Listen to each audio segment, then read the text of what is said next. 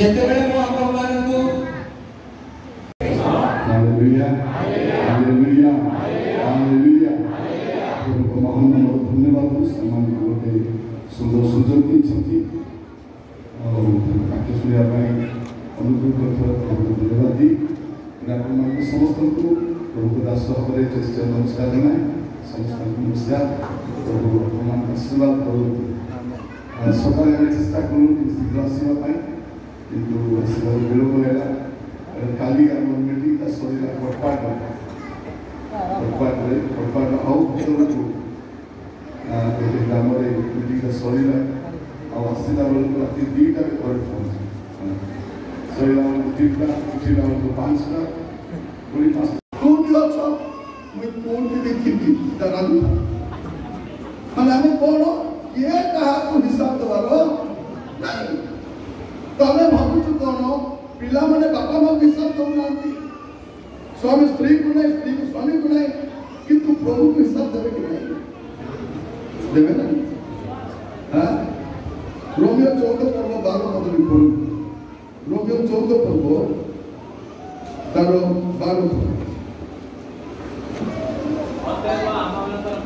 ଅତଏବ ଆମମାନଙ୍କର ପ୍ରତ୍ୟେକ ଜଣଙ୍କୁ ଈଶ୍ୱରଙ୍କ ଛାମୁରେ ନିଜ ନିଜର ହିସାବ ଦେବାକୁ ହେବ। କଣ ହବ?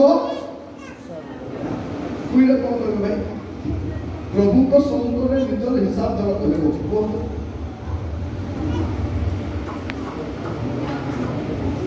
ଆସିବ ବୁଝିଗଲ ତ? ଶିଖିବାର ଅଛି। ମୁଇରୁ ଓଡ଼ିଆ କରିବାର ଅଛି, ଓଡ଼ିଆରୁ ତିଆରି। ମୋର ପ୍ରିୟ ଭାଇ ଭଉଣୀମାନଙ୍କୁ ଆପଣମାନଙ୍କୁ କହିବା ପାଇଁ ଚାହେଁ, ଆମ ସମସ୍ତଙ୍କୁ ପ୍ରଭୁଙ୍କ ସାମ୍ନାରେ ହିସାବ ଦେବାକୁ ପଡ଼ିବ। ଏବେ କାହାକୁ ହିସାବ ଦେଉନୁ? ଯଦି ପାଳକ ଆଜ୍ଞା କହିଲେ ଆଜ୍ଞା ଆପଣ ପାଳକ ହେଇଛନ୍ତି, ପାଳକ ଭଳିଆ ଖାଆନ୍ତୁ, ବେଶୀ କଥା କୁହନ୍ତୁ। ମୋର ଇଚ୍ଛା ହେଲେ ମଦ ପିଇବି, ଇଚ୍ଛା ହେଲେ ବିଚାର କରିବି, ଇଚ୍ଛା ମୋର ଇଚ୍ଛା। 3ଟା ସ୍ତ୍ରୀ ରଖିଦି ଚୋର ପଳାଇ ଆସିବ। ସ୍ୱର୍ଗ 3ଟା ସ୍ତ୍ରୀ ଧରି ଯିବ, ପ୍ରଭୁ ଏଟା ବଡ଼ଟା, ପ୍ରଭୁ ଏଟା ସାନଟା, ଏଟା ପଛଟା, ପ୍ରଭୁ ଆମର 3 ଜଣର ମିଳିତ ଉଦ୍ୟମରେ ପ୍ରଭୁ 8ଟା ଛୁଆ ଭୋଗ୍ୟ କଲା। ଏବେ ପୁଡ଼ିଆ ଖାଇକି ଚର୍ଚ୍ଚା ଆସୁଛି, ଏବେ ବିଚାର କାମ କରି ଚର୍ଚ୍ଚା ଆସୁଛି, ଏବେ ଛୁଆ କରି ଚର୍ଚ୍ଚା ଆସୁଛି। ସ୍ୱର୍ଗ ଯିବ ନାହିଁ, ସ୍ୱର୍ଗ ଜୀବନେ ନ ଭାବୁ ସେ ପାପ ସହିତ ଚର୍ଚ୍ଚାସି ହେବ, ପାପ ସହିତ ଜଗତରେ ରହି ହେବ, କିନ୍ତୁ ପାପ ସହିତ ସ୍ୱର୍ଗକୁ ଯାଇ ହେବ ନାହିଁ। ହିସାବ ତ ଦେବାକୁ ପଡ଼ିବ, କାରଣ ତୁମର ପାପ ତୁମକୁ ଧରିବ, ଛାଡ଼ିବ ନାହିଁ। ପଢ଼ିବି 2 Corinthians 5:10। 2 Corinthians 5 ତାର 10। ପ୍ରତ୍ୟେକ ଜଣ ଆପଣ ଶରୀର ଦ୍ୱାରା କୃତ କର୍ମାନୁସାରେ ଫଳ ପାଇବା ନିମନ୍ତେ ଖ୍ରୀଷ୍ଟଙ୍କ ବିଚାରସନ ଛାମୁରେ ଆମ ସମସ୍ତଙ୍କୁ ପ୍ରକାଶ ହେବାକୁ ହେବ। କିଏ ନାହିଁ ପୃଥିବୀରେ କୋଉ ଧର୍ମ, କୋଉ ଜାତି, କୋଉ ଭାଷା, ଶିକ୍ଷିତ କି ଅଶିକ୍ଷିତ ଯାଇ ଆସେ ନାହିଁ, ସମସ୍ତେ ଯାଇ ଠିଆ ହେବେ ଆଉ ହିସାବ। ଏଇଟା ମୋର କଥା। ଆଜି କାହାକୁ ହିସାବ ଦେବାର ନାହିଁ। ଆଜି ଲୋକ ଇଚ୍ଛାରେ ମଦ ପିଇ ଦଉଛି, ବ୍ୟଭିଚାର କରିଦଉଛି, ଆଉ ଭାବୁଛି କଣ କିଛି ହବ।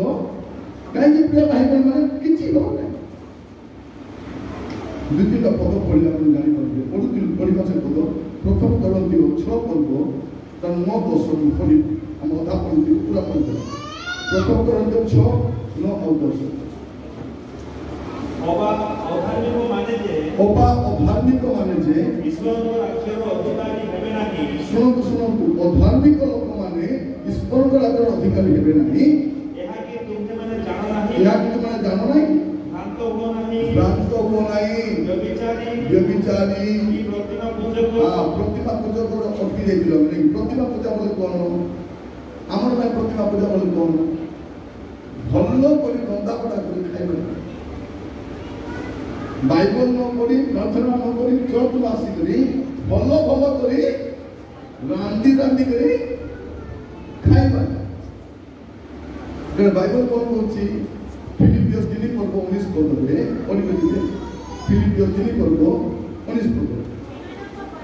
ସେମାନଙ୍କ ପରିଣାମ ବିନାଶ, ଉଦର ସେମାନଙ୍କର ଦେବତା। ବାସ୍ ଈଶ୍ୱର ସେମାନଙ୍କର ଦେବତା। ମାନେ ଯୋଉ ଲୋକ ପେଟ ପାଇଁ ବେଶୀ ଚିନ୍ତା କରୁଛି ସେ ପ୍ରତିମା ପୂଜା କରୁଛି। ତେଣୁ ଭଉଣୀ ମାନେ ଦିନ ରାତି ଖାଲି ରନ୍ଧା ବଢା ନାହିଁ, ଟାଇମ ଖାଲି ବାଇବଲ ପଢ, ପ୍ରାର୍ଥନା ବି କର। ରବିବାର ପ୍ରାର୍ଥନା ହେବେନି, ରନ୍ଧା ବଢା ମାତିଥିବେ। କାହିଁକି ଆଇଲୁ ନାଇଁ ଲୋ? ରନ୍ଧା ବଢା ଥିଲା ପରା, ଆଜି କାଲି ରନ୍ଧା ବଢା ଥିଲା, କାଲି ରନ୍ଧା ବଢା ଥିଲା। ଇଏ ରାଜି ଦଉଥିବ, ସେମାନେ ଖାଲି ଖାଉଥିବେ। କଣ? ଯେଉଁମାନେ ଅତ୍ୟଧିକ ପେଟ ପାଇଁ ଚିନ୍ତା କରିବେ ସେ କଣ? ଉଦର ସେମାନଙ୍କର ଏଇଟା ମୁଁ ଆଉ ପ୍ରତିମା ପୂଜା କଣ? ଏଫିସିଓ 5:5 ଏଫିସିଓ 5:5 ପ୍ରତିମା। କାରଣ ତୁମେ ମାନେ ନିଶ୍ଚୟ ରୂପେ ଜାଣ ଯେ କୌଣସି ବ୍ୟଭିଚାରୀ বা অশুদ্ধাচারী ব্যক্তি কিবা লোভী, লোভী মানে কে? দেব পূজক। অশুদ্ধাচারী ব্যক্তি কে? দেব পূজক। ব্যভিচারী কে? দেব পূজক। ব্যভিচার মানে কোন? তার গোটে স্বামী থাও তো আরেকটা স্বামী মধ্যে যাচ্ছি, এটা ব্যভিচার কবে? প্রতিমা পূজা। ভাই বোন মানে কোন লেখা আছে? ভ্রান্ত হুয়া নাই ব্যভিচারী কি প্রতিমা পূজক। তারপরে কোন লেখা আছে? নাই নাই প্রথম সম্পর্ক 9-10। হ্যাঁ